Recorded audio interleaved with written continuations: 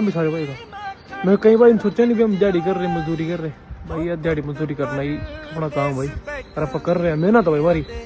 हम कर रहे हैं हमारे मेहनत हम कर रहे हैं लोग तो भाई दिहाड़ी दप्पे जो कर रहे हैं भाई हम दिहाड़ी बजा में शर्मावा है कि भाई हम दिहाड़ी क्यों कर हम तो भाई है फलाना ढिमकाना भाई करनी जरूरी है इस दिहाड़ी तुम्हारा घर चल रहा है इस दिहाड़ी तुम्हारा परिवार चल रहा है रही बात भाई इस दिहाड़ी का नहीं इंडिया 30 बंदे के भाई सब कोठे चूहा कर था नहीं पानी आया बारिश सब और पक्के करा रखे भाई जिन लोग घर पर नहीं गाड़ी नहीं करते उनके घर में इस दिहाड़ी ने भाई गाड़ी खड़ी करा रखी है ठीक है 3-3 मंजिली कोठी खड़ी करा रखी है दिहाड़ी ने सिर्फ तो आप यही सलाह भाई अपने काम ना कभी माड़ा नहीं कहते ना कभी क्या दिहाड़ी मिली दिहाड़ी करी पक्का काम मिले पक्का काम करे मैंने फुल दबाया करो रोज नहीं कर सकते हो अगर कड़ी भी एक लगा नहीं भाई 4-5 घंटे की दिहाड़ी में वो भी करनी चाहिए भाई किसी टाइम भी